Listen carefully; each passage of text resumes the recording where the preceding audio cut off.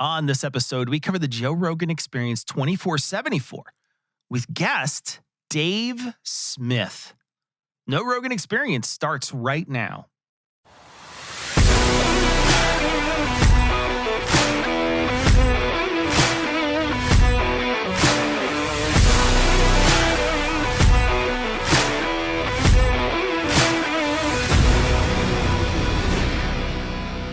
Welcome back to the show where two podcasters, now with 187 hours of Rogan Experience, get to know Joe Rogan. It's the show for those who are curious about Joe Rogan, his guests, and their claims, as well as for anyone who wants to understand Joe's ever-growing media influence. I'm Cecil Cicirello. That's Michael Marshall. And today we're going to be covering Joe's March 2026 interview with Dave Smith. So, Marsh, how did Joe introduce Dave in the show notes? Dave Smith is a comic, political commentator, and host of the Part of the Problem podcast. Okay, is there anything else we should know about Dave Smith? Yeah, I mean, Dave is a regular on Rogan. He's a regular on other shows too. We've talked about him in the past.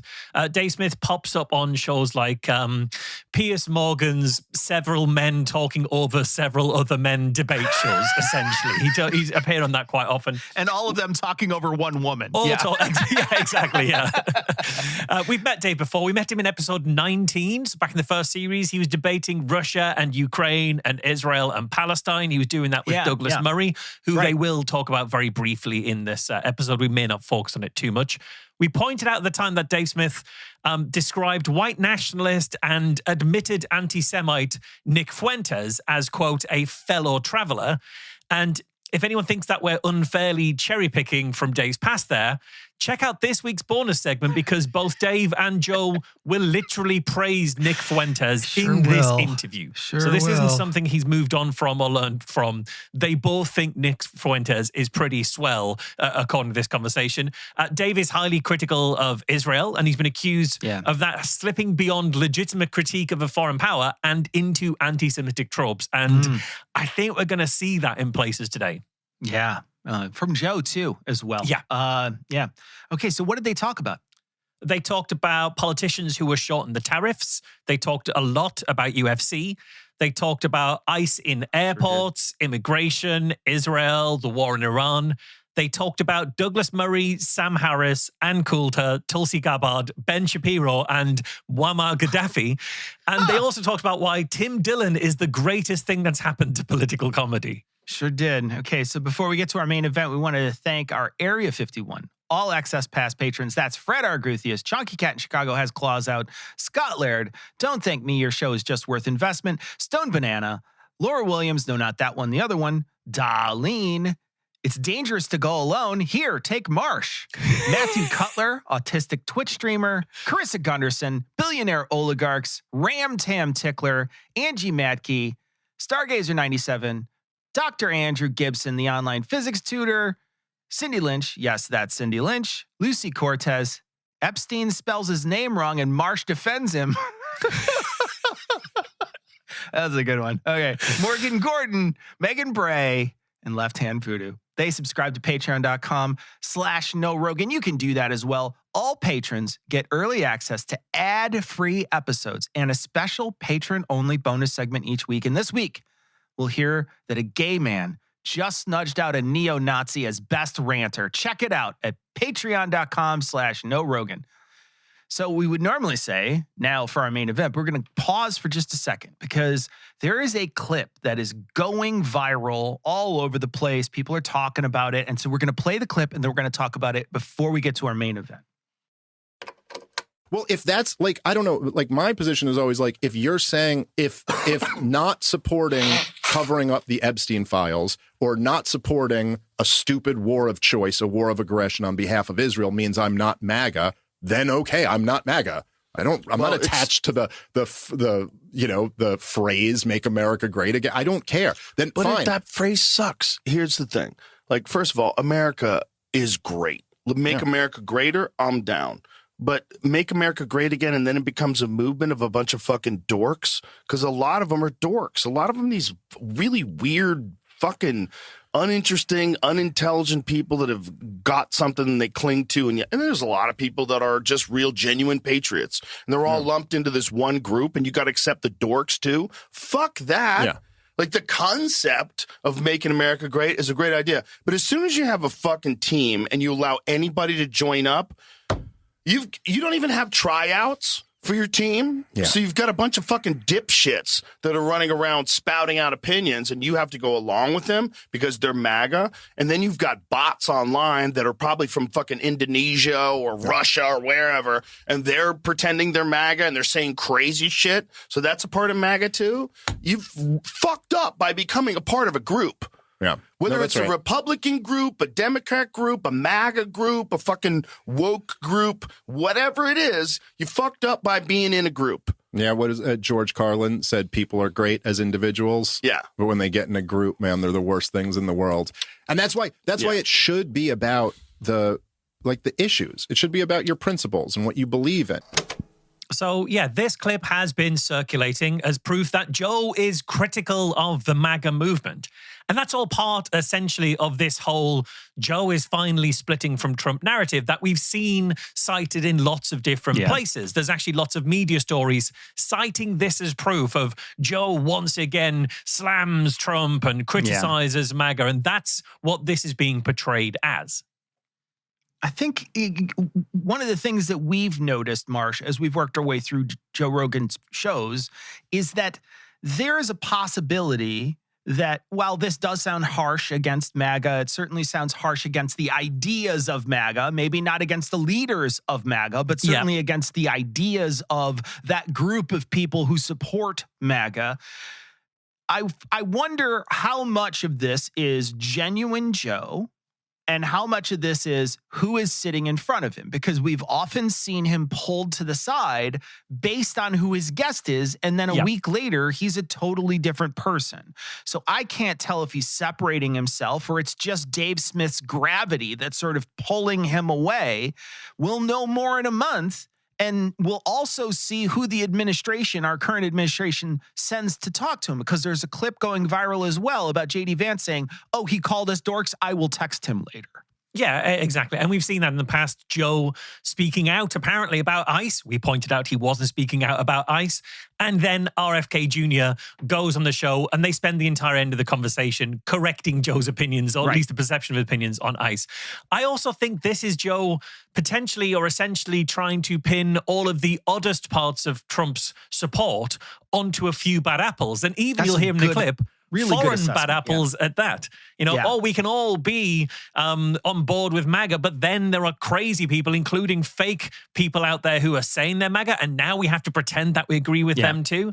He's talking about how there's an open door to MAGA, and that's why there's some odd people connected to it. But he's also kind of saying that those people, those odd people, those foreign people who are bad actors don't represent the real movement, have nothing to do. It's you don't have to be MAGA to support this, but it helps, essentially, is what he's doing here. Yeah. And I think he's trying to, there is some of this centrist showing yourself as both sides. We heard him even right after the election where he's like, well, I'm not a Republican. I just attended the inauguration. I'm not a Republican.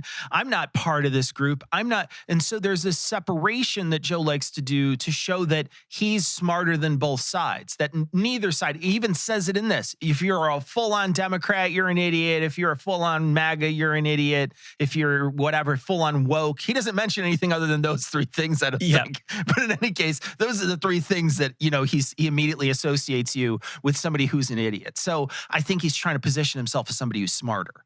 Yeah, and also that has the handy side effect of positioning anybody who was watching Joe and agrees with him as also smarter. So you can, because Joe isn't breaking from Trump. He's not, this doesn't even show that he's wavering in his support for Trump at all. He's just saying some of the more extreme parts of the Trump base. Sure. I don't agree with them, but they may not even be Americans. They're probably foreign bad actors. So it's saying if you agree with Joe, then you can still be on board with Trump's project here. And honestly, given that, as we'll point out, we will talk about in the bonus show, that in this interview, Joe praises Nick Fuentes. it might also be a sign that Joe isn't so tied to the MAGA part of the Trump support or the right-wing base that he couldn't then be welcoming to other factions on the right. Because Nick Fuentes is pretty critical of the MAGA movement because he thinks right-wing support for conservative values should be something else. So it may well be a bit of an anchoring in that direction too. But it's certainly not him saying, I think the MAGA movement is wrong and therefore Trump is wrong. It's not that at all. Yeah. All right. Well, now that that's out of the way, let's move on to our main event.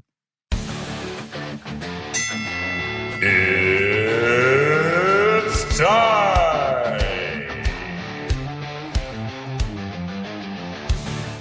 Huge thank you to this week's veteran voice of the podcast. That was Matt's B removal announcing our main event. Remember, you too can be on the show by sending a recording of you giving us your best rendition of It's Time.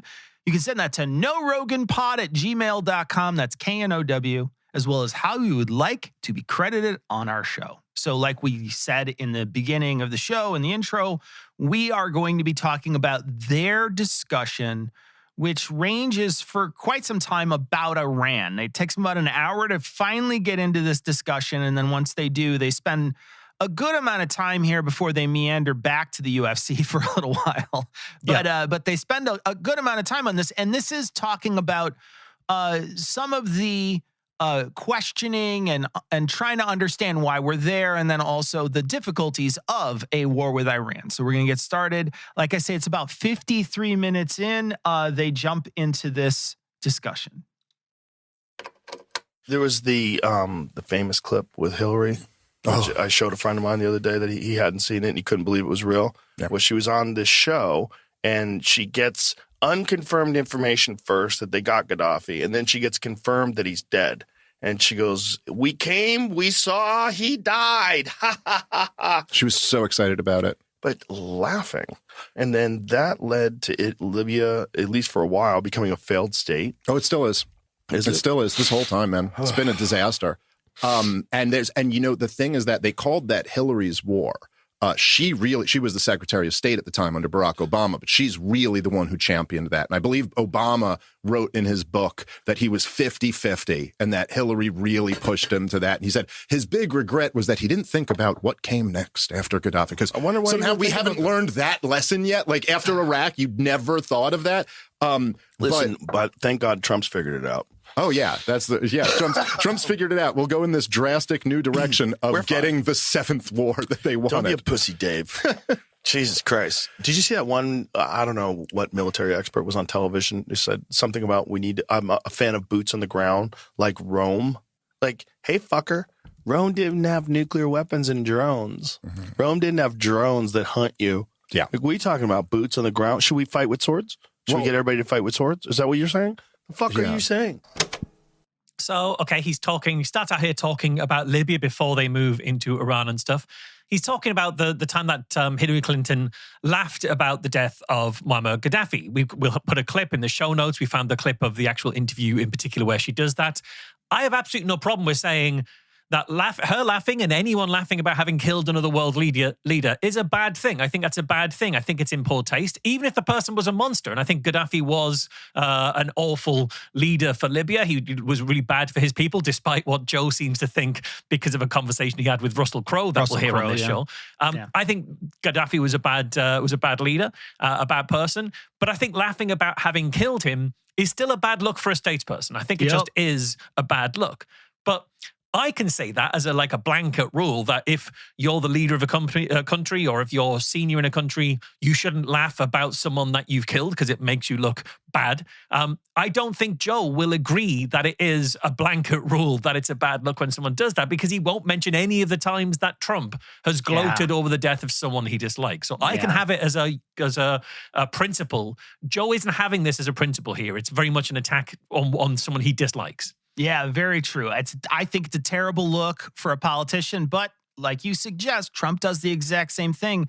He like freestyled for an hour after they killed Abu Bakr. And he said this, he said, quote, he was a sick and depraved man and now he's gone. He died like a dog. He died like a coward. And he said that in front of a bunch of people. Not the only thing he said. He said a whole bunch of other stuff about this person after the United States military had killed him. Instead of just being, factual about it, he's got to embellish it and got to talk about it, and he's got to talk about this person. The same thing here with Hillary Clinton. I think that's just bad. It's just sort of bad commentary. It's not necessary, right? We don't need to hear that sort of stuff. And if he wants to make fun of that, great, but just be consistent, because there's jokes running around and people in his orbit have made jokes about this particular Trump bit and they think it's funny. So there's a difference. There's clearly a difference there.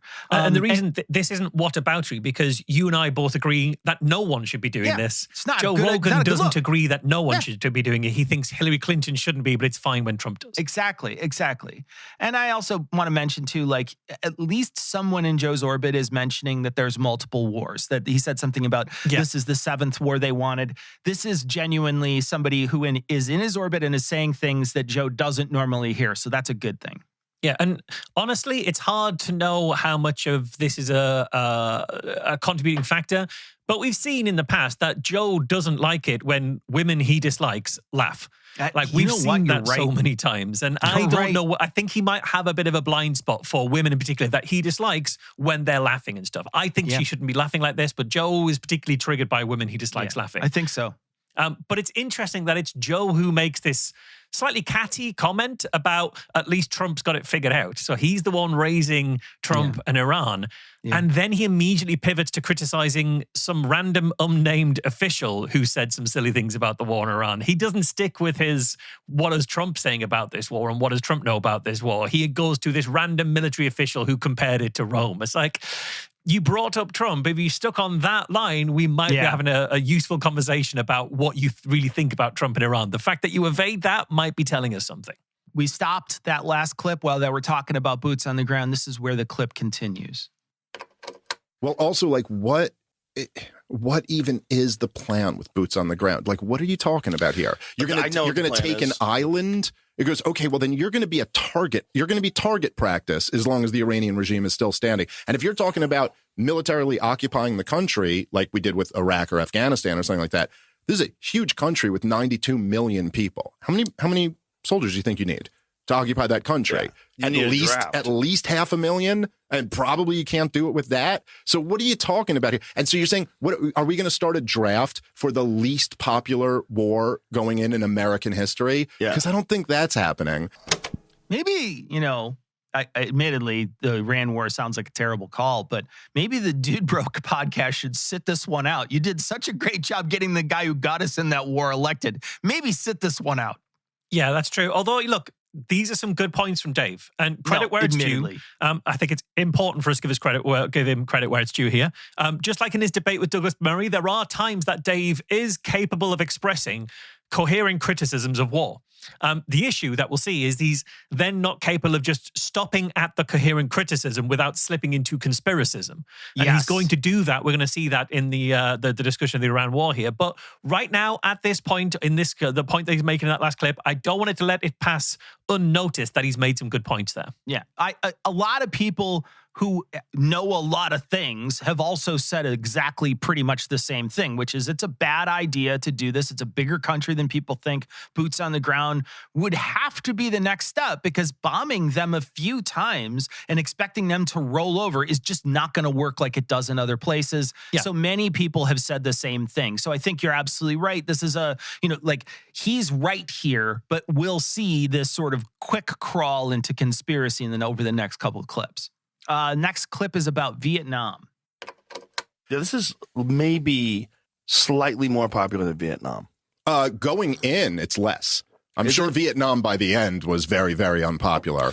Well, Vietnam going in didn't make any sense, did it? There was, I guess, the Gulf of Tonkin incident. Most people in America were like, why are we doing this? What's going on? You're drafting people to go to Vietnam? We're fighting communism in Vietnam? Yeah. What? Well, they called it Vietnam Syndrome that the American people had, which is that we didn't want to fight a war again after that. That's from their perspective, that's a syndrome. It's really something. Again, these are reasonable points from Dave here. Joe was saying that this is more popular than Vietnam. This war is not popular with the U.S. public at all. It's not popular with anybody, but not in particular with the U.S. public. There's an article I'll quote from the BBC. It'll be in the show notes. By the 20th of February, at the start of the Iran war, only 42% of Americans had a positive view of the president. This week, literally last week as it was published, that article, that had sagged to 40%. So this is harming Trump's approval ratings. According to the Pew Research Center, at the end of March, 61% of Americans disapprove of Trump's military action in Iran. That's made up of 92% of Democrats disapprove, and 20% of Republicans disapprove. So there is a massive massive partisan issue here, but even a fifth of Republicans think this is a bad idea. How does it compare to Vietnam? Well, in 1965, 25% of Americans thought that Vietnam was a bad idea compared to 59% who supported it. But by 1971, it was 61% of Americans thought Vietnam was a mistake. So it's actually on par with how Americans feel about Iran right now. Yeah, and the more you raise oil prices and healthcare costs, the more useless this war is going to look, even to the diehard supporters. And it's definitely not popular now. It's going to get even worse by the day. And add into this, there's now rumblings of a draft. This could easily be the least popular war in the United States history, and that's saying something for the United States, for real. Yeah. That's saying something. So we're not skipping any tape. They're just talking about the public support of the war. Yeah. What is public support? Let's put that into our sponsor Perplexity. What is current public support for the Iran war in America? And first of all, how will they know? No one's asked me. You know what I'm saying? That's a fair point. That's what I would say about polls. When was the last time you answered a poll? When was the last time anybody called you up and said, Dave, man, first of all, when was the last time you ever picked up the phone if you didn't know who was calling? And then when you do answer, when was the last time you said yes to a poll? I don't even remember ever getting called. It has to be the dumbest of dumb people that answer those polls. So then you got to realize, out of those stupid fucking idiots, even how many of them think the war's a good idea? It's even unpopular amongst them. I mean, what does it say here? Most recent national polls show Americans overall oppose the current war with Iran and think U.S. military action has gone too far. A Quinnipiac poll finds 54%. What is Quinnipiac poll finds 54% of U.S. voters oppose U.S. military action against Iran, and 39% support it. I wonder how many of those 39% are Jews. And well, not too much. We don't have the numbers. A poll reports about what is the number of Jewish people in America? 2%, something like that. 6 in 10 adults say U.S. military action against Iran has gone too far. Only about a quarter say it's been about right. 25%. PUFA. First of all, whenever you're talking about these kind of things, it's like, who are we talking about? Who was asked? Finds Republicans largely support the military action, around 86% support. Whoa. Yeah, really? Because I talked to a lot of Republicans that think it's a terrible idea, while large majorities of Democrats, around 92%, and independents, about 64%, oppose it. 92%. Who are the 8% of Democrats that are like, let's fucking go? You think maybe they're Jews? All right. Look, let's steer over to that last bit for a second there, Marsh. What the fuck is that way he's saying Jews there? What is that? Yeah, it's genuinely astonishing. Like, we might not have included that full clip if it wasn't for the way that he says Jews, that he starts talking about the Jews here. Like, what the hell is that? So we've never heard Joe do this before. Yeah. I don't think we've ever heard Joe do this before. I haven't heard him do it. No, not in this. And it's too hard for us to just scan his back catalog to know how his inflections are. So I can't know if he's done that in the past, but I've never heard it in any of the time we've listened. Yeah, and we've listened to like 80 episodes or something by this point, once you include bonus shows. So this is genuinely shocking. I don't know if that's because he's an hour into talking to Dave Smith, who we know slips into some problematic positions when it comes to Jewish people and conflating them with the actions of Israel and all things like that. And also Dave Smith, who considers the openly anti-Semitic Nick Fuentes to be a fellow traveler. Yeah. We know in this conversation, as we'll come to later, possibly in the bonus show actually, Joe will say he thinks Nick Fuentes is great. Yeah. I wonder how Perplexity, the show sponsor, feels about being in such proximity to Joe talking about the Jews, as he puts it. Wild. They're just sort of like scooting themselves out of the picture. Crazy. It's crazy to me that's how he responds to this. That is seriously one of the first times I've been actually shocked by his response to a question. Genuinely. How could we know who's being polled by someone if they don't actually call Joe Rogan on the phone? Yeah. Get him on the phone and ask him this question. Because if you don't, then you don't know the actual answer to it. You know, maybe you could type into your sponsor, Perplexity, how they actually do polls. Maybe do that just to find out the basic information on how they figure out that they question a certain number of people and then they weight those responses based on data. That's how polls work, but he doesn't even know that. Or at least he doesn't let on to knowing that. Yeah, exactly. I mean, these days, most of the polling will be done through people who've signed up to a polling company or been invited to sign up to a polling company, because rather than just roller-decking your way through every phone number in the American phone book, you find people who are willing to answer questions, and that's how polls are done. Like, they haven't asked Joe. He's shocked they've never asked Joe. Has Joe ever signed up for a polling company? Because if not, they probably aren't going to ask him. But what's interesting in this segment, he clearly recognizes, you can hear the way he talks about this, he recognizes that the war is a bad idea. He's shocked that there are people who think it's a good idea. He talks to so many people who agree it's a bad idea. Yeah. But he doesn't come out and say, this is a bad idea. He talks around it. He'll talk about how crazy the news is right now. He's heard that in other shows of like, it's crazy all this stuff that's going on. I didn't think this stuff would be going on. But he's not critical of the war itself. And that's why he's so shocked about the people who are supporting the war. Like, he genuinely could do something about this if he was clear in his opposition to the war. We know he has influence. He could use that influence to put pressure on ending this war, a war that he very clearly thinks is a bad idea. As we'll hear, he is anything but explicit about his opposition to this war. He leaves it unsaid in between lines. And we know that this administration is susceptible to being pushed by podcasting personalities, because we heard J.D. Vance tell a story about how he used to get calls from Charlie Kirk when they were off message. Yep.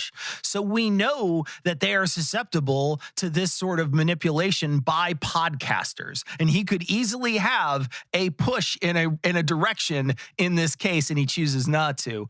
And there's also a piece at the end here where he says, well, I've talked to a bunch of Republicans, and they look, it's not...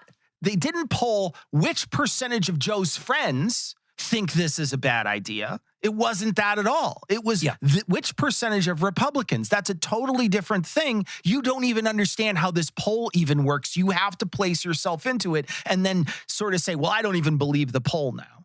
Yeah. I love that Joe is shocked that there are Republicans who support this war when he is friends with Republicans in the administration. Like, he is in text conversation with J.D. Vance and RFK Jr. So and funny. He said occasionally Trump has texted him in the past. So you know some Republicans who support the war because they're the ones doing the bombing. That's hilarious. Stephen Miller's just complaining to him over text about how he shouldn't have gotten in this war.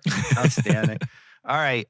So again, we are not cutting any tape. We're just moving on to the next bit. This is them talking about, they're sort of bring CNN into the conversation here. They work for CNN. They were, whatever. CNN thinks it's a good idea? No. Dude, CNN is running cover for Donald Trump during this time. Come on. For real? Oh, yeah. No way. Yeah, they put up a poll the other day. They had a graphic that said 100% of MAGA supports the war in Iran. It's like after all these years, say he liked it or something like that. Oh, but hold on a second. Likes me. Is that running cover, or is that making them look bad? Because most Americans don't support the war, and most Democrats, 92%, don't support the war.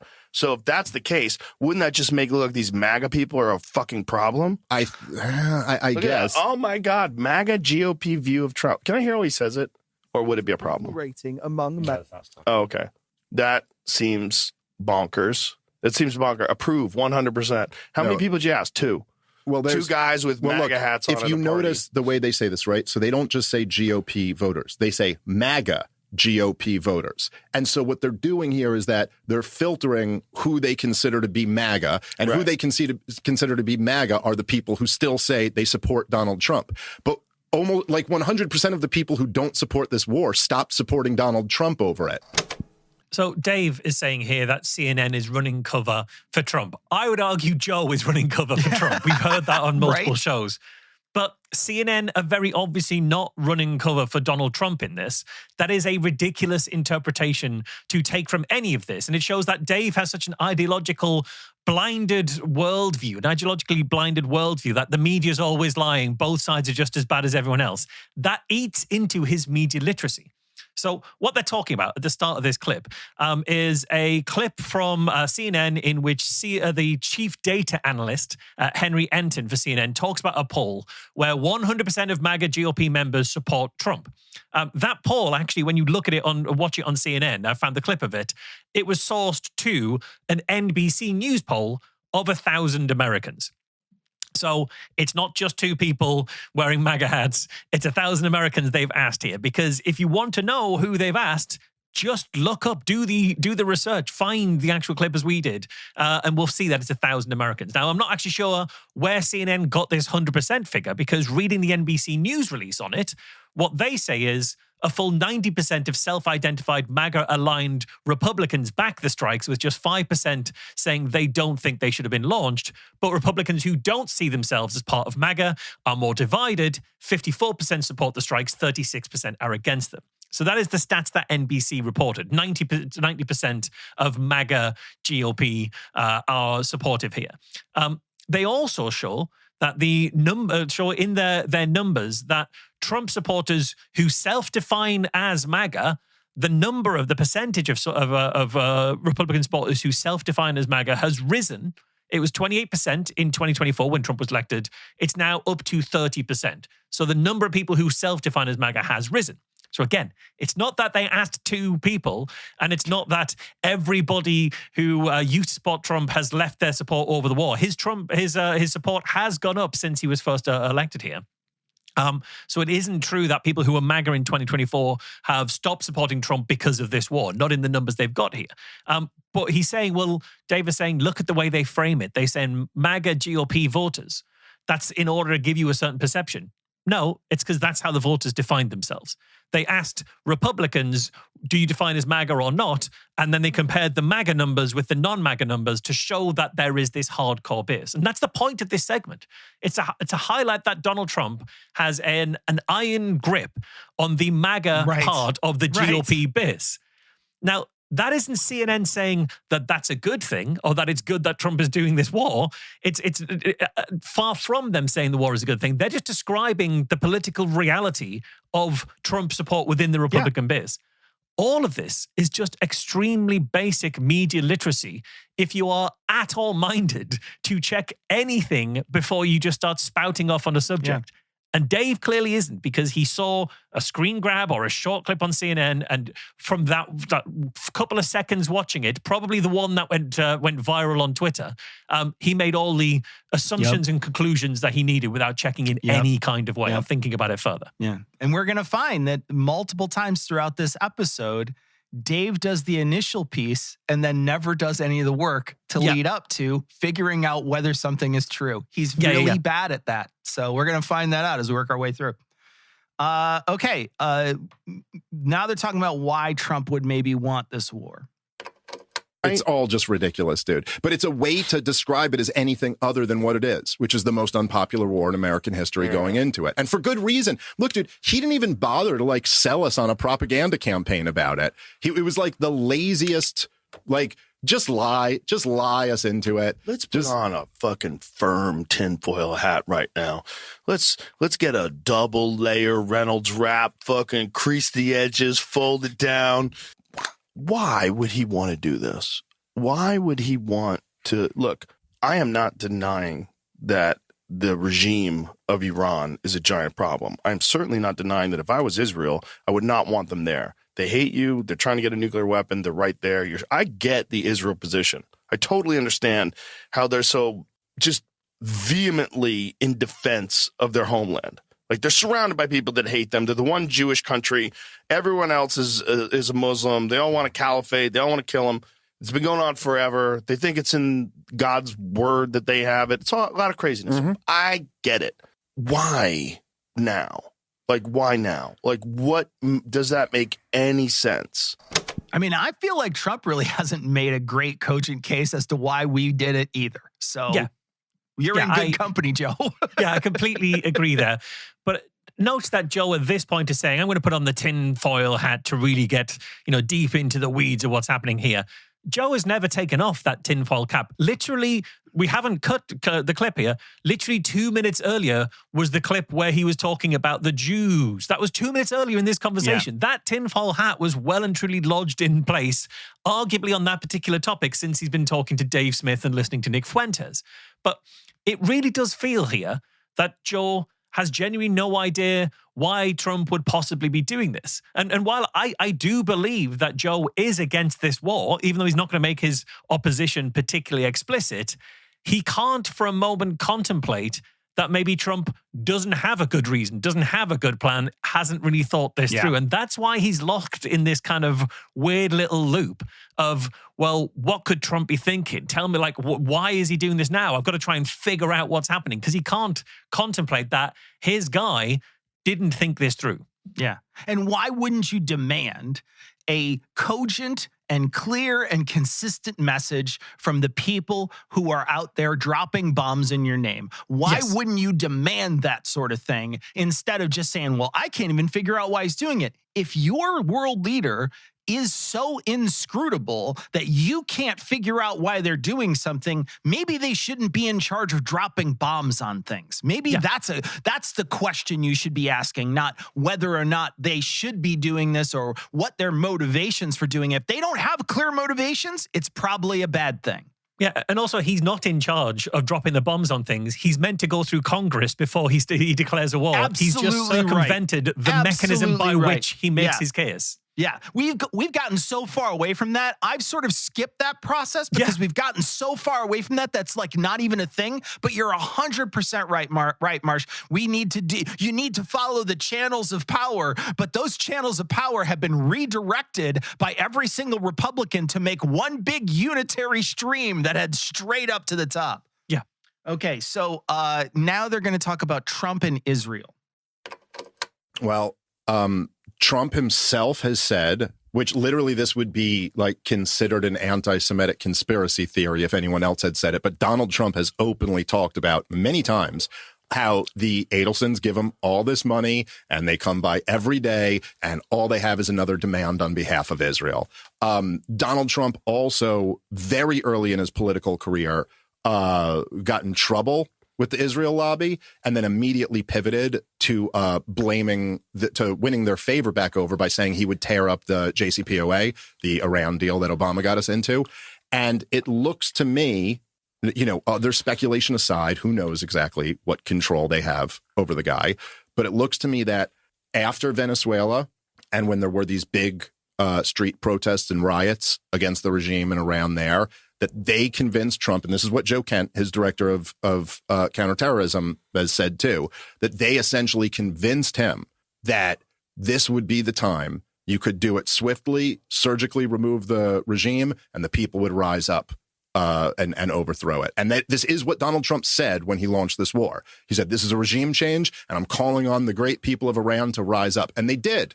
They rose up by at least the hundreds of thousands. They were out in Tehran in defense of the regime, chanting death to America. Because it turns out when you kill 165 little girls, that doesn't make a country go, we love you. Thank you for that. But before the bombing, there were people in the streets that were protesting. And people were killed because of that. A lot. It's really interesting to hear him say that he basically was convinced by someone else to go after Iran. It's interesting to hear him say that. Yeah, exactly. Although we will point out that Dave also throws in who knows exactly what control they have over the guy. Yeah. And Dave's throwing that in because he's a conspiracy theorist. He's now back on the kind of, do they have blackmail, compromise material over Trump? Is that why he's like invading and bombing countries on their behest? So he's back into that conspiratorial kind of space. And the thing is, this might actually mean that Dave Smith no longer supports Trump. He says he supported Trump, he voted for Trump, he advocated for Trump. Yeah. I actually think it's far from certain that he's off the Trump train completely, because we'll see in other parts of the conversation he's very positive about Trump.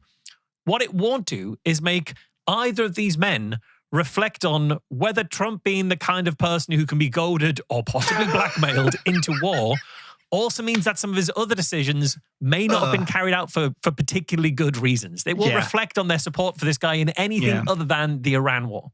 Yeah, and he's going to bring up as a theme multiple times in this conversation. It's just the beginning of it, but there's multiple times he's going to bring up the reason why Donald Trump went over there is because of this regime change, because of how horrible they were being to the protesters. There's no evidence that that is why Trump did that. And to be honest, there's no reason to think that Donald Trump cares about protesters in another country so much that he would go after them. Yeah, I mean, there's not a great deal of evidence that Donald Trump cares about protesters in your country having their rights to safely protest without threats of violence being violated. And we'll also see that while we can have this conversation about the protesters, Joe is bringing up how many Iranian protesters were killed. Dave cannot accept that there was this mass Iranian protest against the government that led to a massacre. So he's going to we're actually going to see in the next couple of clips, he's going to massively downplay the massacre because it doesn't fit in with his worldview. All right. Next bit is talking about how the Iranian protesters were killed. Donald Trump, when he launched this war, and there's been a whole lot of just false claims that have been made, but he said specifically that they killed 32,000 protesters. There has not been a shred of evidence presented to back up this claim. Now, I'm not saying it's not true. I'm not putting it past this government that they would do that. And they've acknowledged that a lot of people have died. I think the last I had seen was that I know they were saying the government of Iran, this is before the Ayatollah was killed. They were saying it was something like 3,000 people had died. And then the CIA But when you say died, does it mean they killed the protesters? That's unclear. That's not what they are claiming. But then the CIA, at least there was a piece in the in the Wall Street Journal where they had said, and this was like a week and a half into it, that they estimated like 6,500 or something like that. But this is a huge question, right? It's not clear at all. Like, were they lining people up and just executing them for the crime of protesting? They hung the wrestler. But I'm saying the people who have been killed here. Iran protest death toll could top 30,000, according to local health officials. And this is from Time magazine. As many as 30,000 people could have been killed in the streets of Iran on January 8th and 9th alone. Two senior officials of the country's Ministry of Health told Time, indicating a dramatic surge in the death toll. So many people were slaughtered by Iranian security services that Thursday and Friday it overwhelmed the state's capacity to dispose of the dead. Stocks of body bags were exhausted, the official said, and 18-wheel semi-trailers replaced ambulances. Now, listen, all I'm saying here, man, is that you got to be I've just seen this movie play out a lot of times. You got to be really careful about these accusations that are made in the run-up to a war. They're basically saying, we have a source who told us this. What year was this? I mean, excuse me, what date was this? January 25th. So the protest started in late December and then in January. This is Time was unable to independently verify these figures. That's right. So at the start of all that, you'll hear Dave said, there's been 32,000 deaths. There's been not a shred of evidence presented to back up this claim. And then he says, I'm not saying it's not true. And then he'll give all of the reasons why he doesn't think it's true. Right. So it's this kind of, I'm just asking questions. I don't know. What am I meant to know? But then presenting himself like he does know while using that as kind of plausible deniability or a get out clause. And he says in here, he says, well, they said they died, but how did they die? Do you think they died of happiness with the current regime? Like, what do you think happened, Dave? What is it that you think happened over there? And then he talks about, well, they might have lined him up, but they might have killed him some other way. Does it matter how they killed the protesters? Is it like somehow we're judging whether or not it's a more severe death if you're protesting and you die and you're running away and get shot versus getting lined up and get shot? What are you talking about? The thing is he's always trying to put in these little wedges as he's working his way through. And like you suggest, that's also he can implant his conspiracy into the wedges, right? It's so he can put himself in there. And you cannot convince me that somehow what we are, which is like the most inhumane country, is somehow so worried about another country all across the globe that is inhumane to its residents. We don't care about that. We've never cared about that. We only care if there's somehow we can implant like American business over there after we take over or whatever. That's the only thing we care about. This idea that somehow they're killing protesters and we're going to be the ones who are going to be putting ourselves in that place. That's just so silly, especially when this administration has even said that their reasoning was based on whether or not they were a nuclear power. That's one of the reasons why they've come out. He hasn't even mentioned that at all yet. Yeah, exactly. It's not like the Trump administration has consistently said the massacre of 30,000 people is the main reason we've gone in. It's been one of the myriad of cluster of cloud of conversation here. But Dave will say there's not a shred of evidence for that 32,000 figure. And he says they're basically saying we have a source. Now that is massively underplaying the amount of testimony and analysis from a number of credible organizations, some of whom are dedicated to getting the most accurate picture possible. We don't have an exact firm figure because there was an internet blackout in Iran, there's an information blackout in Iran, and getting perfect verifiable figures of massacres is very difficult.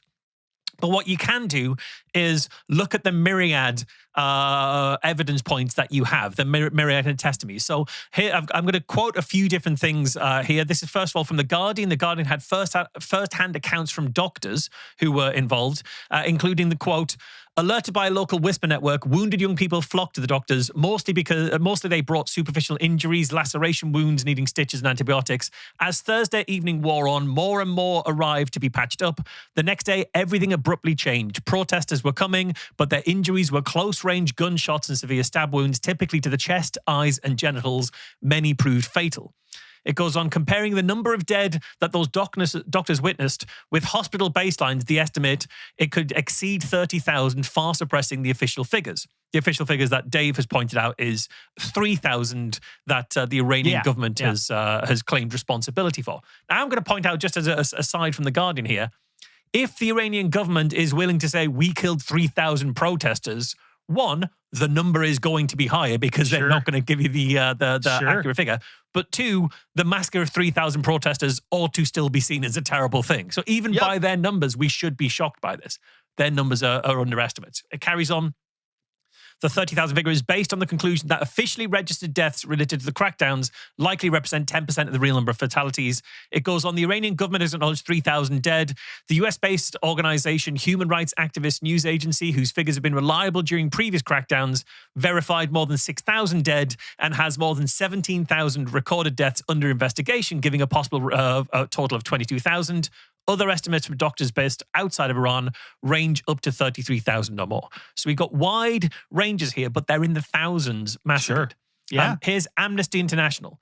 Verified videos and eyewitness accounts gathered by Amnesty International show that security forces positioned on the streets and on the rooftops of buildings, including houses, mosques, and police stations, have repeatedly fired rifles and shotguns loaded with metal pellets at protesters, frequently targeting their heads and torsos. Evidence from verified videos and eyewitness accounts reveal that security forces carried out mass unlawful killings across the Tehran province. On the 10th of January, distressing footage began to emerge of a makeshift morgue set up in an outbuilding of the legal medicine organization in Ciziriak, a city near Tehran. After the facility's morgue started to overflow, videos showed distraught families seeking to identify their loved ones among the body bags. Amnesty International analysis of that evidence identified 205 distinct body bags at that site. I've seen reports elsewhere, not only of family members identifying their loved ones who've been killed, but actually being charged by the government to take possession back of the bodies. So it's horrible, horrible stuff. This is from Human Rights Watch. From January the 12th to 14th, Human Rights Watch spoke to 21 people, including witnesses, relatives of victims, journalists, human rights defenders, medical professionals, and other informed sources. Some shared screenshots of witness accounts, audio messages, and images. Human Rights Watch also analysed 51 verified photos and videos posted on social media or sent directly to researchers, and consulted the independent forensic expert group of the International Rehabilitation Council for Torture Victims, which reviewed images of injuries. This is the kind of work that's being done to verify the numbers dead and to actually try and understand and get an accurate picture of the magnitude of the scale of the massacre. Dave Smith writes all of that off with not a shred of evidence and basically saying they have a source. Yeah.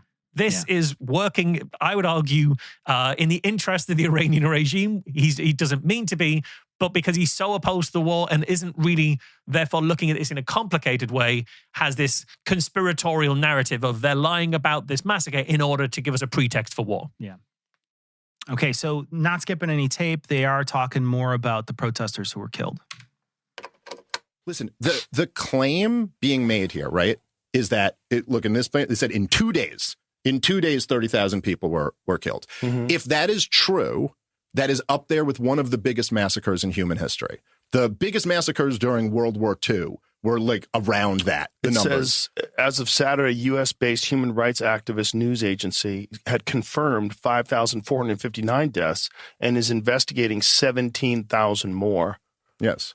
So that's at least close. So we're in the neighborhood. We're in the 20s. Just if what they're investigating turns out to be accurate. If that's the case, but we're talking also here, Joe, about like NED-funded U.S.-based NGOs who are really around hawks. You know. Good point. And I'm just saying, like, look, the claim here is that around, you know, I saw a bunch of the Zionists online when this was first coming out back in January. They were like, oh my God, they've already killed half as many people as died in Gaza in just a couple days. And you're like, right, that's a hell of a claim, right? I mean, like, if you, just from following wars all these years, if you started carpet bombing Tehran, Vietnam style, carpet bombing Tehran, after 2 days, that's the type of death toll you'd be looking at. Well, the thing is, they don't have internet access to Well, they shut down the internet during that period. Yeah. So, but there were pictures that came out. All I'm saying is that if you had numbers like that, you would expect there to be some evidence that you could point to. And there's like one picture where they've pointed to like a couple dozen body bags and been like, see,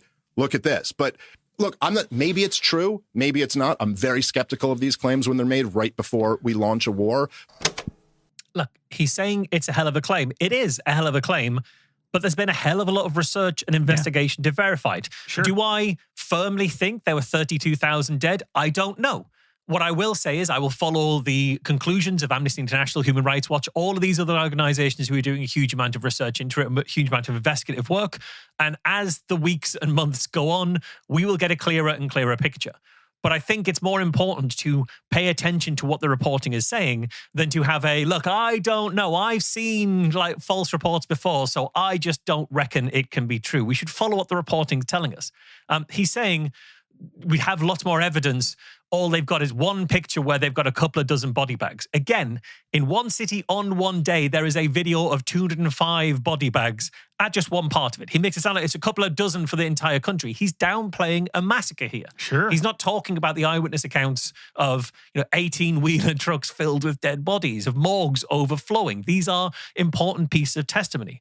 There's also direct documented quotes from government officials confirming that they had the order to kill as many people as possible and to kill indiscriminately in order to spread fear to quell the protests. This was kill as many people as it takes in order to stop the protests happening because these protests are trying to bring down the government. Rightly so, in my opinion. There's been independent reporting from The Guardian, Time, the New York Times, the Sunday Times, CBS, Iran International, and the UN. And then you've got the human rights activists in Iran who produce a report called The Crimson Winter. It's more than 1,000 pages long, although most of that is an appendix which lists the number of people, lists the faces of people who they know have verified have been killed or missing. And it documents all the evidence. In that report, The Crimson Winter, they link to a 4-hour cut of verified footage from during the massacre, from the start of the protests through to the massacre and the things burning. But, well, the human rights activists in Iran, they're just an NGO, so they know less than Dave Smith, who's decided they know nothing. Dave is not making these assumptions, these judgments on anything other than his gut tells him this doesn't add up, and he knows better. And this is pretty upsetting to listen to because the massacre, however many it was, whether it was 3,000 or 32,000 or any of the numbers in between, they're real people being killed in their thousands, their tens of thousands. There's real journalists and human rights organizations risking their lives to do everything they can to document it. And Dave is just dismissing all of that as not convinced because he's smarter than all that. He's seen all this before, especially on the run-up to a war. Yeah, and it's about a war. They're going to manufacture some sort of thing to convince you to go, even though that thing, like we mentioned earlier, wouldn't convince America to do anything. Even with an elaborate plan, it wouldn't change America. It certainly wouldn't soften America's heart to travel across the world to do anything about it. And I do think it's fine to be skeptical, right? I honestly think if you see these numbers and you're like, wait a minute, maybe they're, but you got to do something else other than just be skeptical. Yeah. You can't just say, well, I'm skeptical. And then that is literally it. That's the entire work I've done for this is I'm just skeptical. And then I'm just not going to believe it. Well, you got to do the second step there, Dave. You got to go looking like Marsh just did and search these things out and then decide whether or not you're skeptical of those sources because you didn't even get to that part. You just said, well, they're probably NGOs. Well, that's not anything, man. That's just you thinking of something and then deciding that it's too hard to do the work and so you won't do it and then you just doubt it. That's not skepticism. That's literally denialism. What you're doing is denying it. Yeah, it's no different, in my opinion, to the people who saw the Twin Towers fall and said, well, that looks like a controlled demolition to me. Having never seen one before, having never talked to anyone who's got expertise in it, just eyeballing it and going, nah. Yeah. All right. But Joe loves to talk about these things. We're going to talk for a second about engineered protests.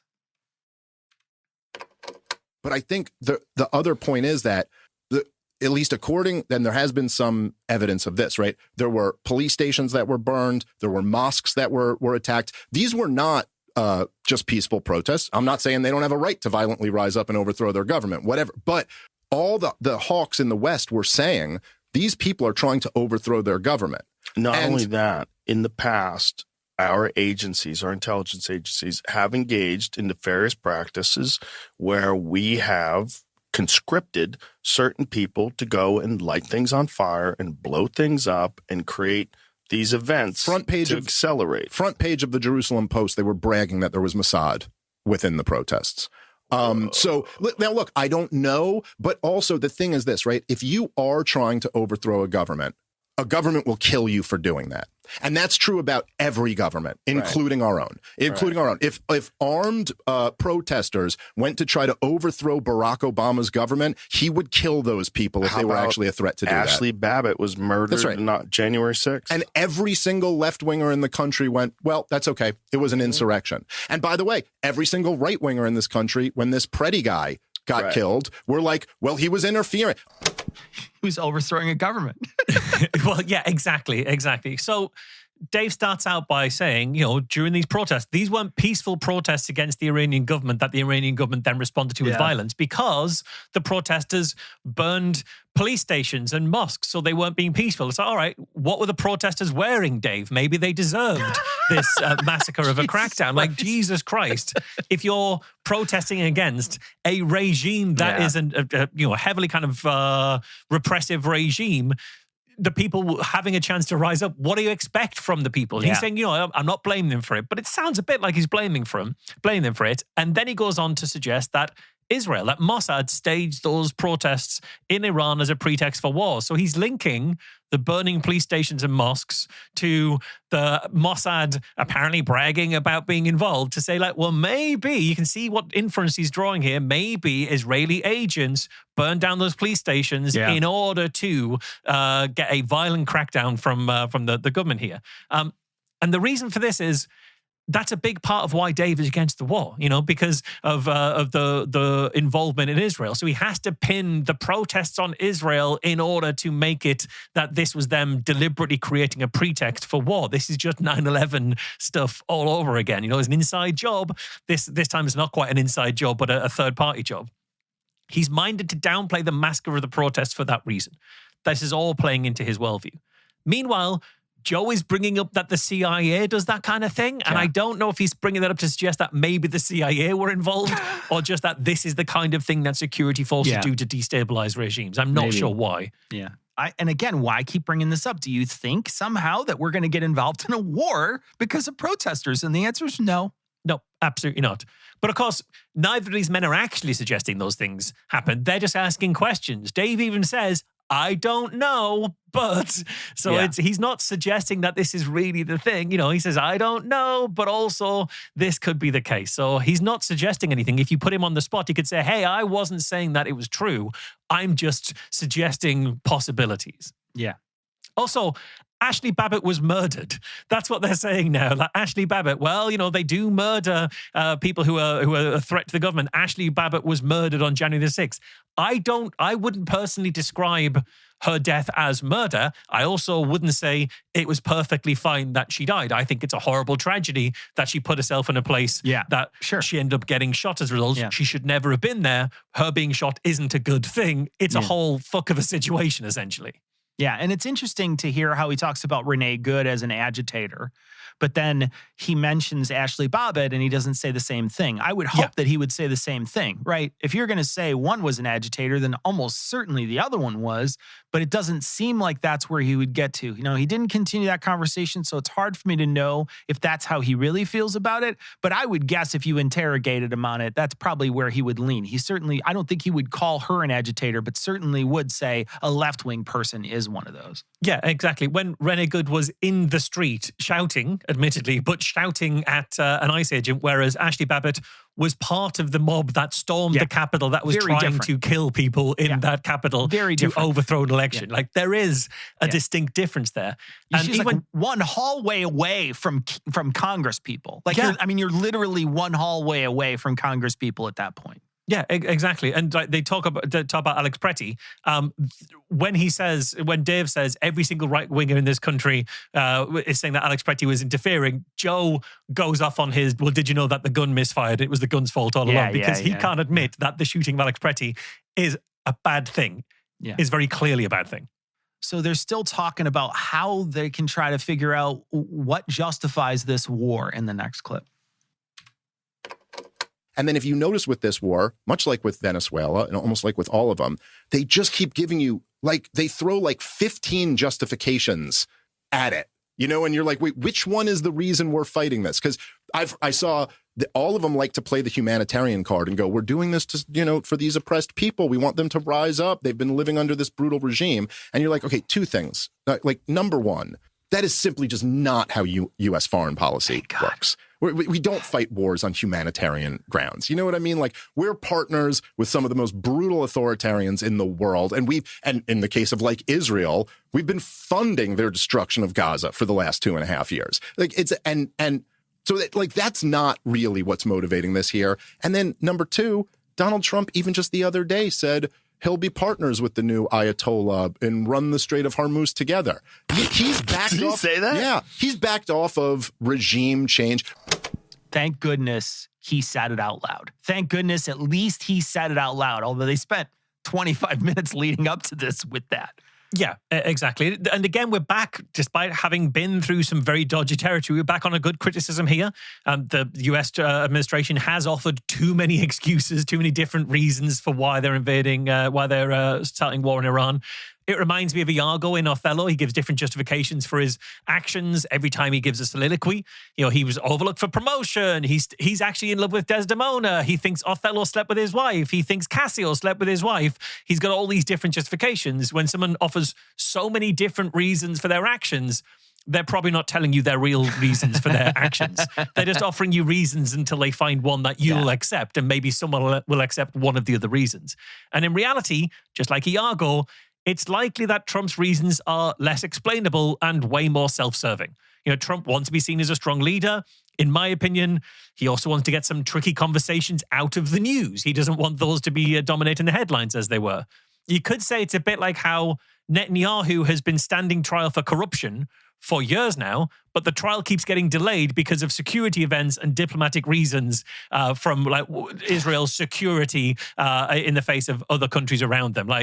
It's maybe not exactly against Netanyahu's best interests to keep those security issues going along so he doesn't have to stand trial for corruption finally.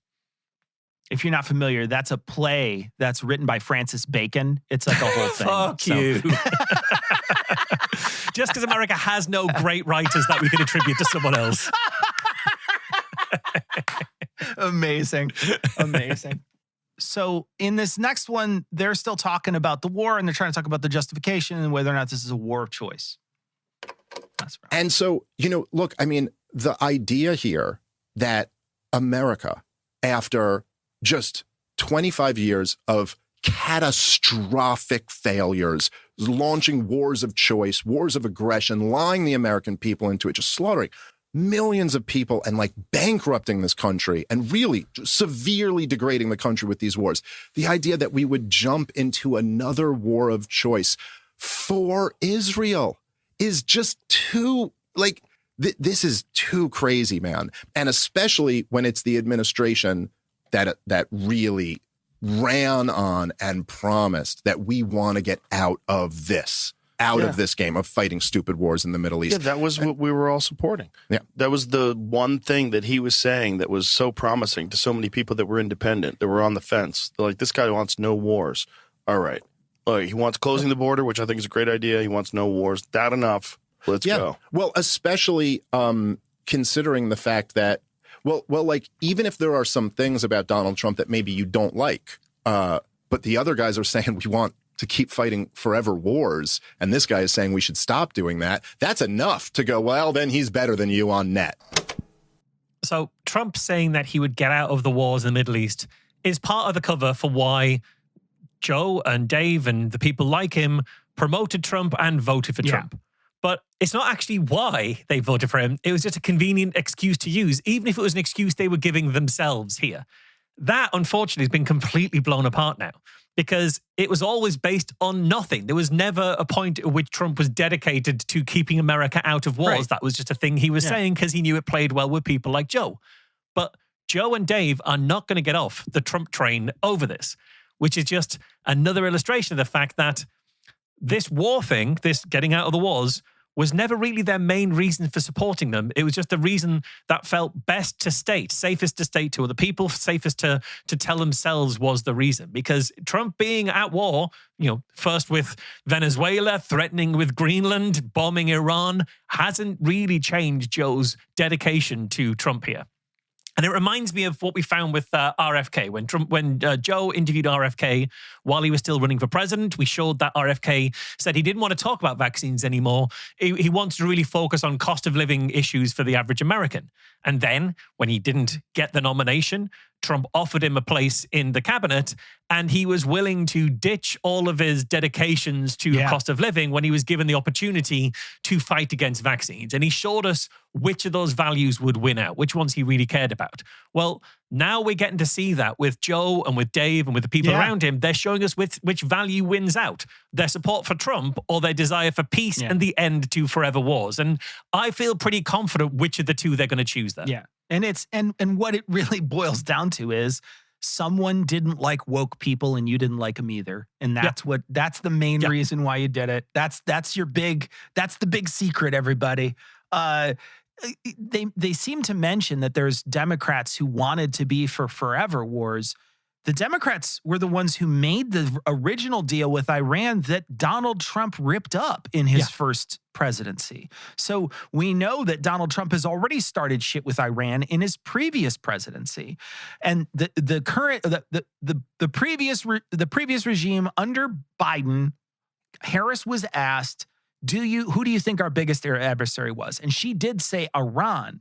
But when she was asked whether she would take military action against Iran, she said, I'm not going to engage in hypotheticals right now. I don't know what I would do in the future. So there's no reason to believe that she would or wouldn't. And in fact, many Democrat leaders have come through since, George W. Bush, and nobody on the Democrat side has been like, we're going to go after Iran. So I don't know why you would think that they would be the ones who would be engaging in this kind of war.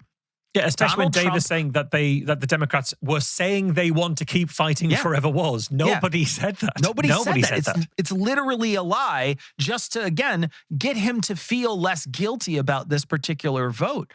Donald Trump even said he ran on a lie to say, I will make a deal with them. And what he did was just attack them when Israel told him to. Or Israel said they were going to be first and we wanted to beat them to the punch or whatever it was, whatever happening behind the scenes. But genuinely, that's what happened. You can see it play out in the media if you just look at it. Okay, so this next clip is about endorsing Trump. And don't get me wrong. I mean, I endorsed Donald Trump in 24. People give me shit for this. Some people like that. Some people give me shit for it. But I kind of view it like this, and I will say, maybe I'm a little biased here because I love you, but I don't think I'm being biased. I really think you played an enormous role in kind of like standing up to the progressive Democratic establishment and their narrative over the last, decade or so. And it's really hard to kind of overstate how crazy they were, how much of a threat to this country they were. And so for anybody who wants to give shit to anyone who voted for Donald Trump, it's like, hey, man, the alternative was the party who bragged about, first off, insane woke shit, like poisoning the minds of children in a really grotesque and abusive way. They gave us open borders, flooding the country with people. They gave us all types of COVID tyranny based on pseudoscience. They gave us the most reckless foreign policy in American history, which was this proxy war on Russia's border. And they were pretending the president wasn't senile when he clearly was. Then they, in the fourth quarter, threw up a cackling retard who was not democratically picked in any process. And so, sorry, like it does make sense that a lot of people went, okay, we're going to go back with this other guy. Yeah. Also, there was an interesting dynamic happening in 24 where, okay, this wasn't, Donald Trump, they had actually tried to throw him in jail, maybe even tried to murder him. We never really got any answers on that one. He now had Bobby Kennedy with him. He now had Tulsi Gabbard with him. He now had, you know what I mean? Even J.D. Vance, like a lot of these people who were supposedly much more non-interventionist. There was reason to hope that maybe it wouldn't end up here. They made a plan about it. Yes, of course. Everybody knew it would end up here. What are you talking about? Yeah, exactly. And look, Joe did play, they say it in this clip here, an enormous role in getting people to vote for Trump. That's one of the reasons we started this show, in fact. And, Dave is giving lip service to this. In a later clip, Joe will do the same, or in a later part of this conversation, rather, Joe will do the same. They'll talk about how Joe had this big part to play in Trump getting elected. They won't reflect on that at all as to what that means, as to if you played a massive role in getting this person elected and now he's doing these things you massively disagree with that you think were wrong all along. What does that mean about your ability to judge a candidate and throw your weight behind someone that you think is on board? They'll never think about this. And the reason they'll think about it, and you can hear it in this clip, they're making clear that this war is not enough to lose their support for Trump. Because even in this clip, Dave is listing all of the reasons why, even given this war, Trump is still better than the alternative. And he's going through COVID stuff. He's going through the wokeness stuff. Yeah. He includes the fact that the Democrats were pretending the president wasn't senile when clearly he was. To which I'm going to make no comment at all. And then he goes on to say, and the Democrats had the most reckless foreign policy in U.S. history. Even though in this show, they've talked about how the Iran war is less supported than the Vietnam War. I'd argue that is the most, reckless and undesirable foreign policy in all of U.S. history at this point. I will point out the one thing that he lists first in all that is woke shit, right? Yeah. So of all the stuff he had that was bad, he didn't list the other things. He listed woke shit as the first reason why he didn't like the other candidate and he likes this candidate. I think we can stop there. We can just cross off the rest of the things because now we're just making excuses. COVID tyranny had a good 10-month head start under a Republican administration, by the way. Just want to point out all the stuff they did while they were in office that you seem to remember and think the Democrats did. I also want to point out, too, nobody in Washington decided Russia should attack Ukraine. That is such a bonkers way to frame that. And they've been doing it since the beginning because they literally took Putin's fucking op-ed as if it was gospel truth. They took this as if it's gospel. They're like, oh yeah, absolutely. They provoked the war. Not Russia rolled their people in to another sovereign territory and started killing them. Now it was the Democrats who wanted that war the whole time. Look, man, they just told you lies you wanted to believe. That's all it is to it. You just are too much of a coward to admit that. Yeah, exactly. All right, we're going to move on to our undercard. and the undercard's banging. The undercard's filled with fights. So for the undercard this time, it's about immigration because they are still talking about immigration. And Dave comes on to talk a little bit about immigration and where ICE is now. And so we're going to start the undercard with them talking about ICE being deployed to airports in the United States. So I of course, you get on social media, somebody sends you something, and somebody sent me something. I'm not sure if it was true, but it was like, look at the difference between the lines at the airport before ICE was there and after ICE was there, and tell me that only 10 million illegal aliens got in. They're like, what is the real? We were talking about this last night. Like, what's the real number? What is the real number of illegals in the United States? We don't know. You were saying something about Ann Coulter. Yeah, well, she had, and this was from a while ago. So this was, well, she had in her book, Adios America, she had, I believe it was from Bear Stearns. I could be wrong. Double check me on that. It was one of the big finance companies that they had put a thing where like they put it between like 30 and 50 million. Total in the country. Jeez. And 50's wild. Yeah, and this is before Joe Biden and them. Now, I don't know. Maybe they got those numbers wrong. This is before Biden. So what year was this book? I want to say 2014, 2015. Oh, my God. like that's 10 years ago. Yeah. So a lot of them have come in since then. Well, at least 10 million, they believe, came in through the Biden administration. So over 4 years. So Joe is laughing about the fact that ICE is slowing down the queues at the airports. And it's like, well, if they weren't there, clearly more immigrants are getting through. But the fact that ICE is slowing down the queues at the airport says nothing about how many undocumented people were going through the airports before or after ICE. It's not like they're slowing down those queues because they're finding so many undocumented people. Mostly because if you're going to try and get into a country when you don't have the right documentation, you're not going to do that via an airport where you have to stand in line and then hand over your passport and documentation. ICE aren't doing that there. He doesn't explain the meme. So when he doesn't explain the meme, I immediately took the opposite. I thought what they were showing was a clear queue. So they were showing, because he doesn't explain that. He doesn't say it's a queue that's stopped up. He doesn't say that at all. He just says this meme, and now you're supposed to interpret what it means. And you took it as, well, I thought it was clear, meaning they're not even trying now because the ICE agents aren't there. So again, how do I know? I don't even know, right? How do I know? He didn't even explain it. And this is once again, Joe getting his information from a meme, even though he will tell you to your face, I am not on social media, and he's getting these memes because they only get sent to me because I don't actually look at my phone. I never look at all these places. I have to tell you all the time that I'm not involved in social media, even though I'm probably a crazy social media fiend. Yeah, exactly. He even says at one point in this interview, we don't have the clip of it, that he doesn't have, so he's bought a new phone, he doesn't have social media on it to try and keep things off it. Yeah. But it doesn't matter because your friends send you stuff on WhatsApp. You've talked about that. Even if you're not, which I don't believe you, by the way. Yeah, I don't either. But he's talking about ICE at the airports. It's worth pointing out, ICE aren't at the airports. They haven't been deployed there to stop immigrants. That's not why they're there. They're there because they are Trump's personal troops. They're funded directly through Trump's big, stupid bill. So he's deploying them to try and cover the effects of the government shutdown because TSA agents aren't getting paid while he refuses to negotiate over the government shutdown and the budgeting. Yeah.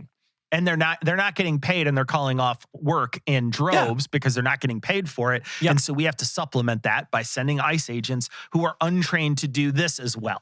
So they're not only untrained and undertrained to go do the work that they were doing before. Now they're going to go do this instead.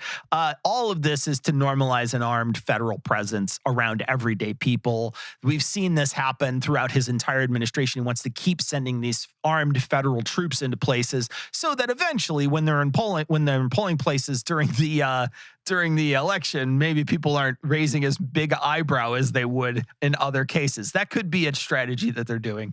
Yeah, that is a worry. And then the end of that clip, they talk about how many undocumented migrants there are in America. They're talking about it's 30 million. They're talking about it's 50 million, according to Ann Coulter. All of that was pre-Biden, so it's almost as if those numbers were true, a lot of the immigration issue isn't that Biden had an open, wide border that suddenly caused a surge in immigration. Yeah. As we'll actually see, those numbers aren't accurate either, and we'll come back to that in a later clip. We're going to continue on with this immigration conversation when they're talking about border apprehensions.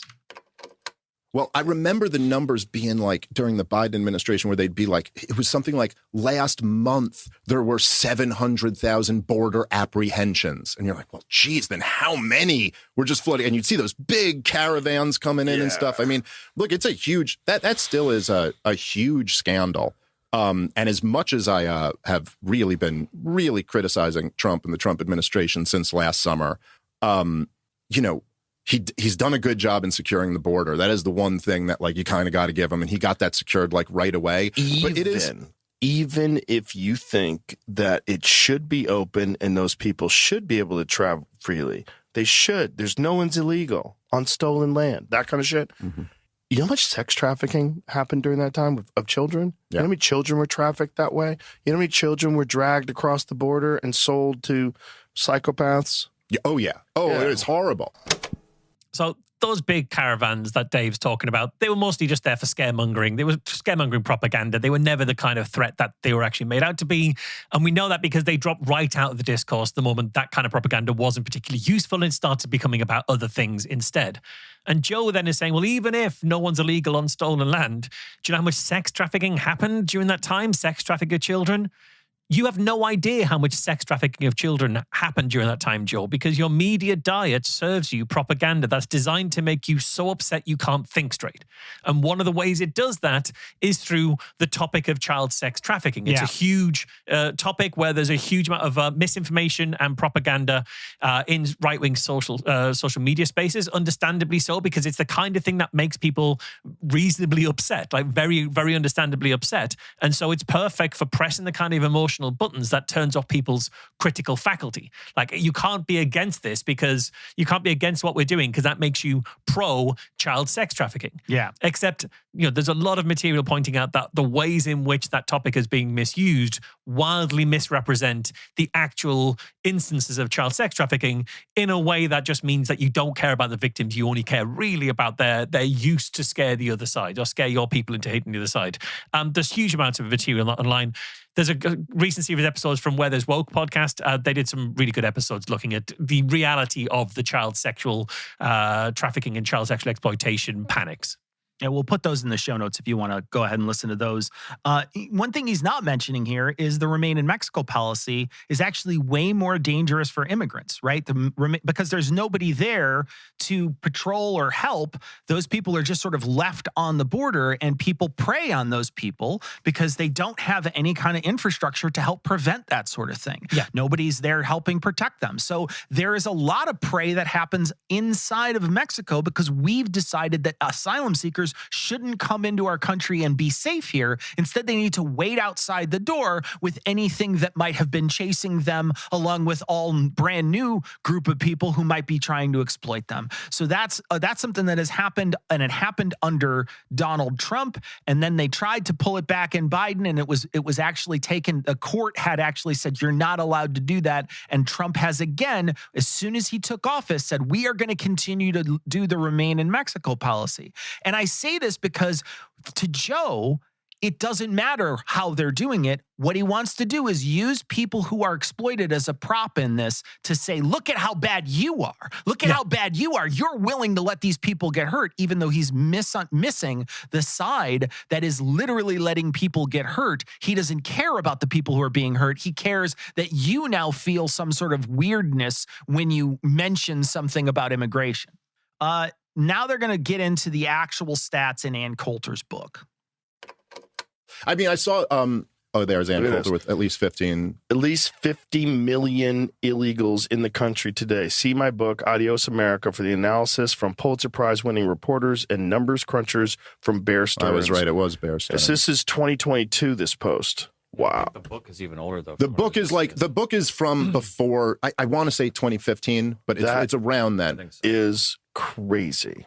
That's crazy. Supposedly, this is the book that got Donald Trump on the immigration issue.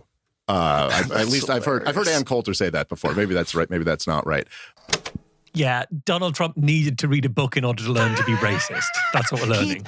He did. It was the ledger for the apartments that he owned in New York. That was the book he learned to be racist from. Yeah.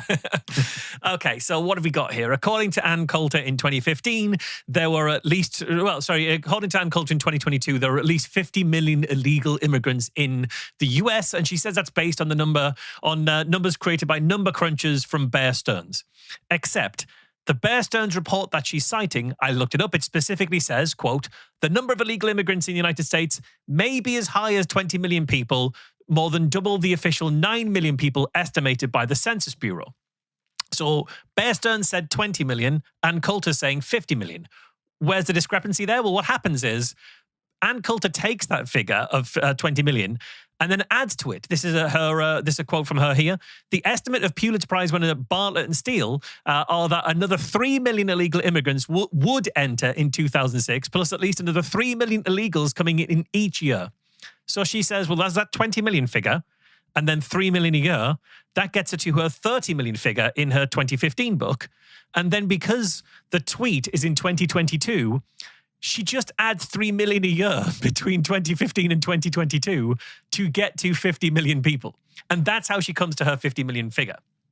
So her immigration stat, it starts with like the Bear Stearns total, then assumes a steady 3 million people per year every single year since then, including the years through COVID. There's still 3 million people arriving in the US every single year through COVID.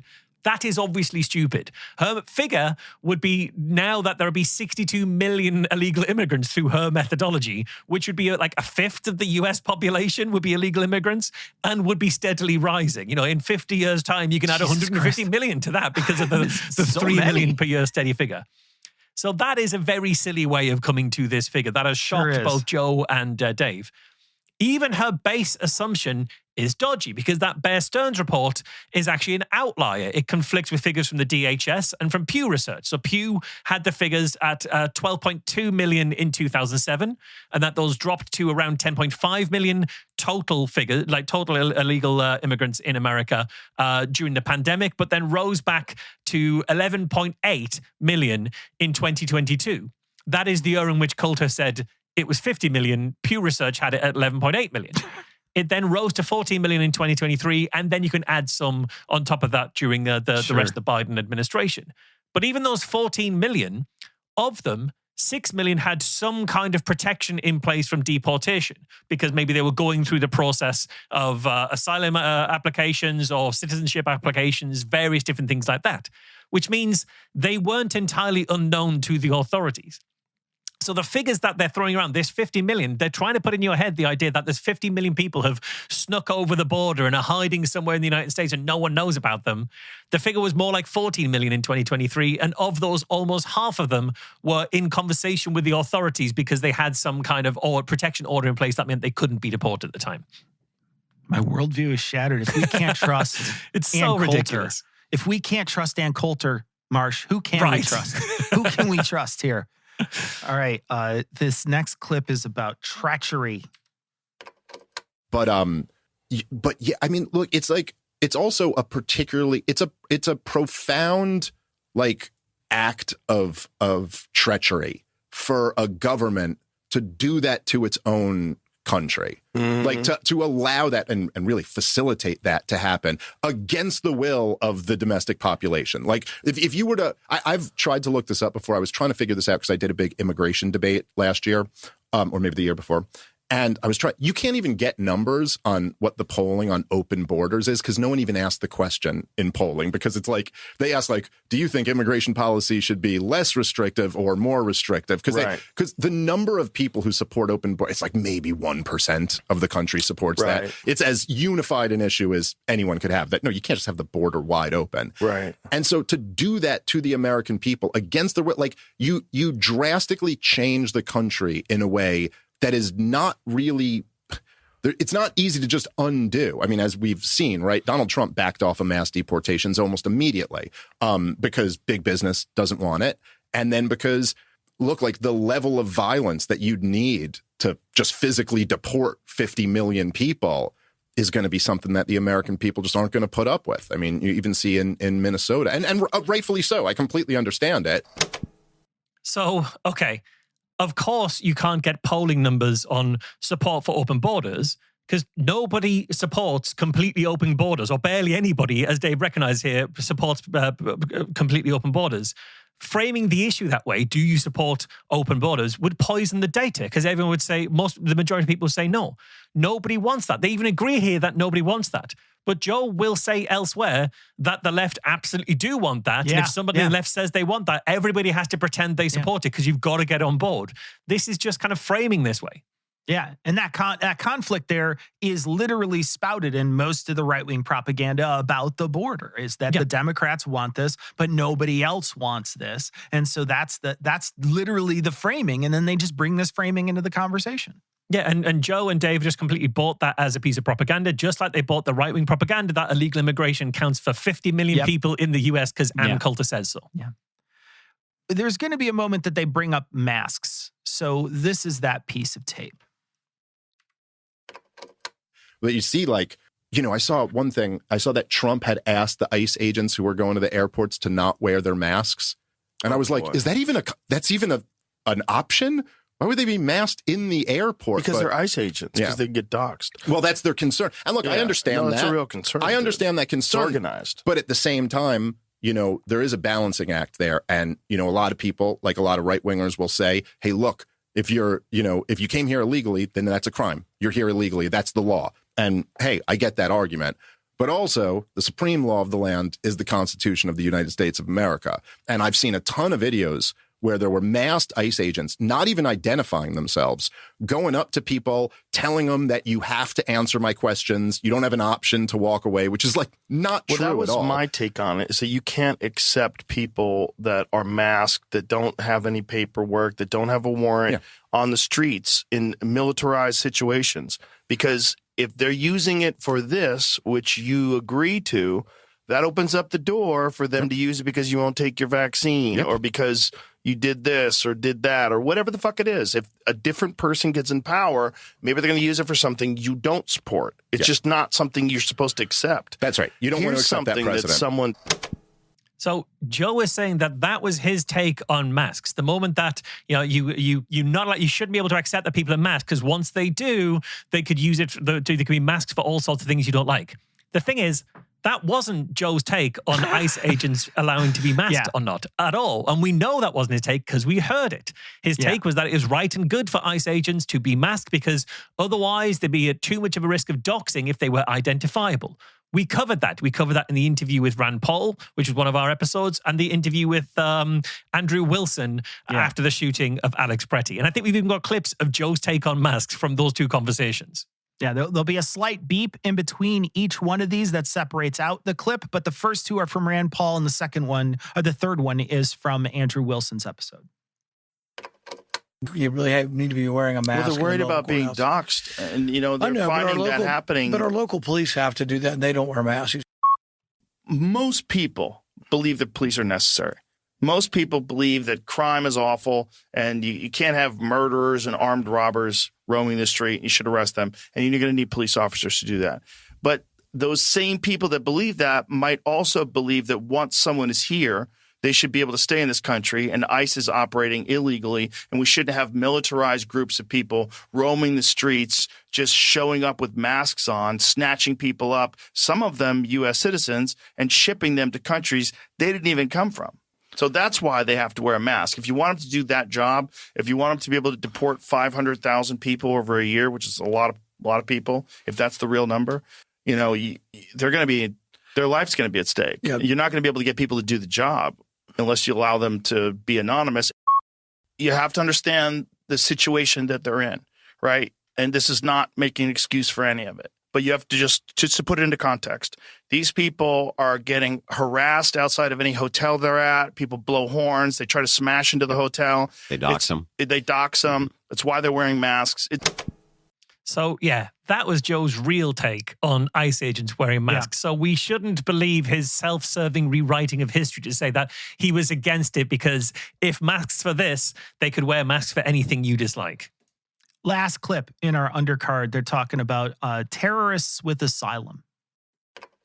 This is a very credible source that I can't reveal what the source is, but they told me that there are people in this country, and not just a few, but many, many, that are affiliated with terrorist organizations, directly affiliated, but they've applied for asylum.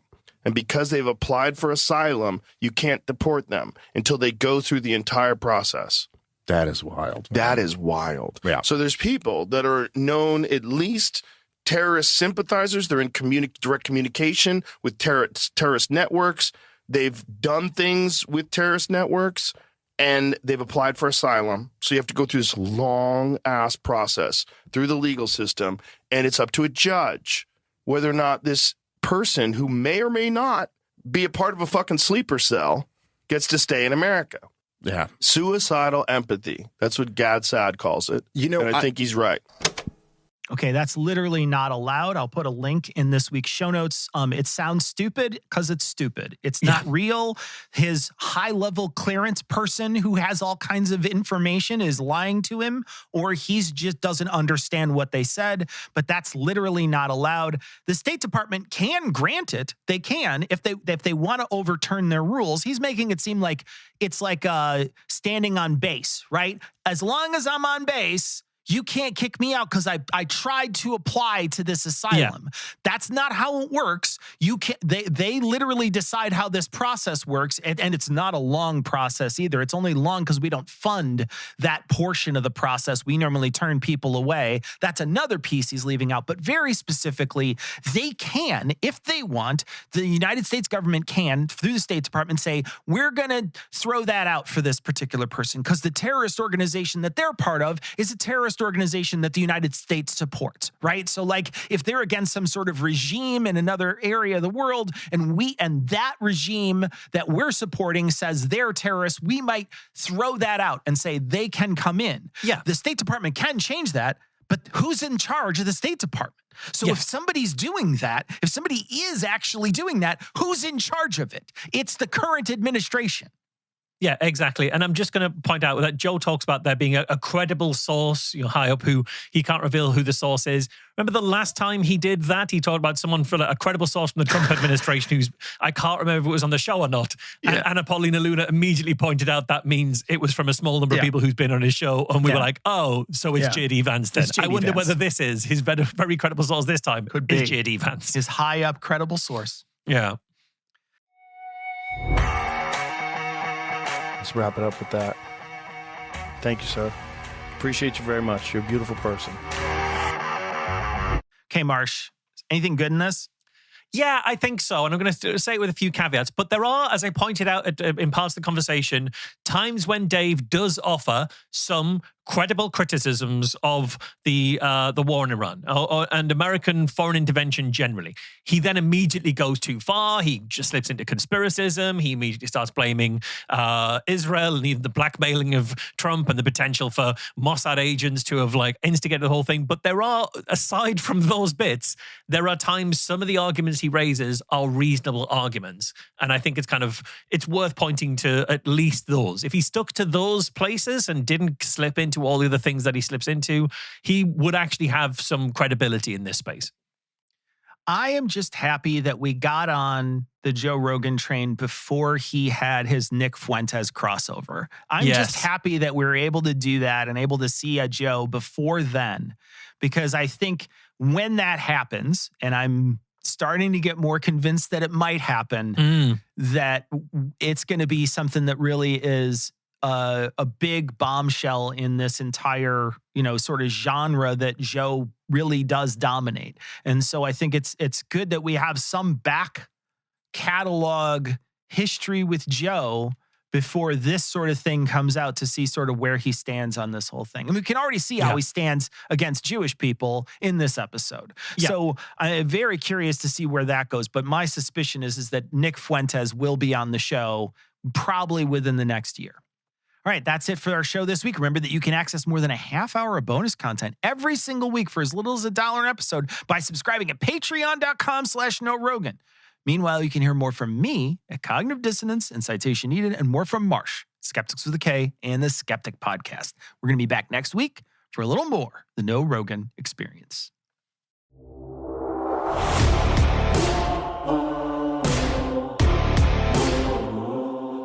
If you love the show, please rate and share it.